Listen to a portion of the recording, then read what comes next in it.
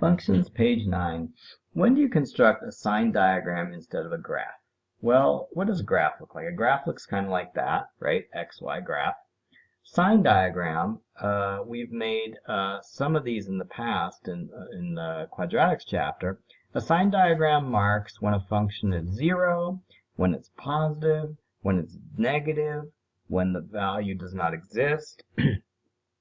So when would you do a sign diagram instead of a graph? Well, usually you do it when you're in a hurry.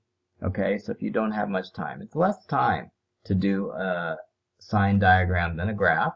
And a lot of times, all you want to know is when the function is positive, negative, or 0. A lot of times you just want to know that. So there's no reason to go to all the trouble of doing a nice graph when all you need is the signs. Okay.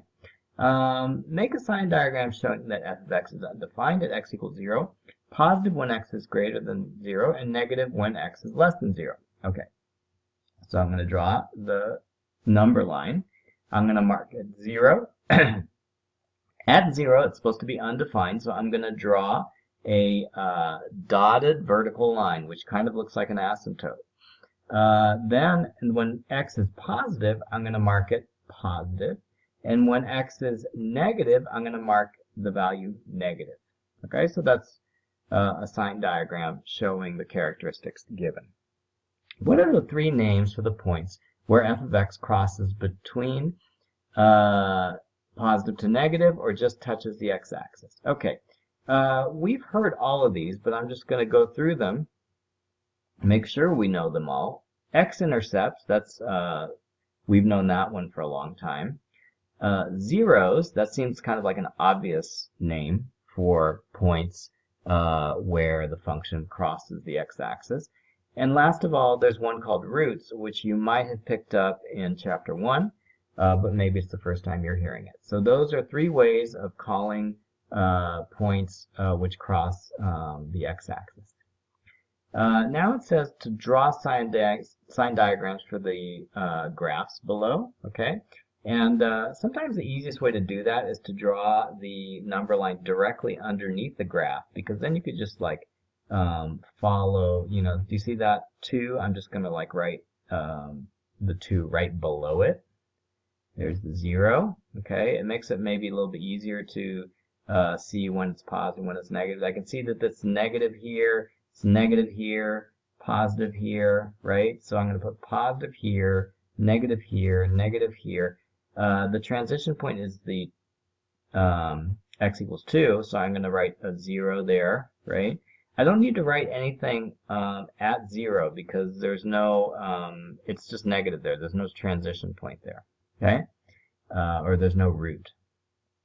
Okay, so for B, I'm going to mark here, I'm going to mark 3, I'm going to mark negative 1. So I have zeros at negative 1 and at 3. Between negative 1 and 3, I have positive values, right? Between 3 and infinity, I have negative values. And between negative 1 and negative infinity, I also have negative values. Okay. What about this one? I'm going to mark 1. To the right of 1, I have positive values. To the left of 1, I also have positive values. And when I say to the left of 1, I mean numbers less than 1, right? E. I'm going to mark, oh, and I forgot, I need to put a circle around 1 to signify that that's a 0 point. At negative 2 here, I have a 0 point, and to the left and right, the function is negative, right? Negative, negative, they're both below the x-axis.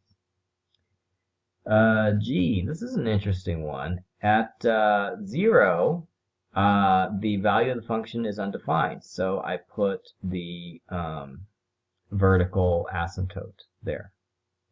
And this side is positive and this side is negative, right? So I'm going to put positive and negative. What about H? For H, I'm going to mark negative 1 and 2. And between negative 1 and 2, it appears to be positive. Oh, negative 1 is a 0 point. 2 is a 0 point. Between negative 1 and 2, it's positive. Between negative 1 and negative infinity, it's also positive. And between 2 and infinity, it's negative. J. this looks like a pretty complicated one. So I'm going to mark here, it's x equals 1. And from the values greater than 1, oh, this is even more complicated. I'm going to mark this point too, which is 2. So I have a 0 at 2. I have an asymptote at 1. Between 2 and infinity, I have positive values, right? Between 0 and or 1 and 2, I have negative values. And between negative infinity and 1, I have positive values. Okay? Put arrows here. Okay. So here I'm going to mark that x equals 3 and that x equals negative 1 and x equals 0. Okay. So between 3 and infinity, I have positive values. Between 0 and 3, I have negative values. Between negative 1 and 0, I have positive values. And between negative infinity and negative 1, I have negative values. So I'm going to put negative, positive, negative, positive. And then I'm going to put zeros at, the negative 1 is an asymptote. 0 is at 0, there's a 0 point. And at 3, there is an asymptote also.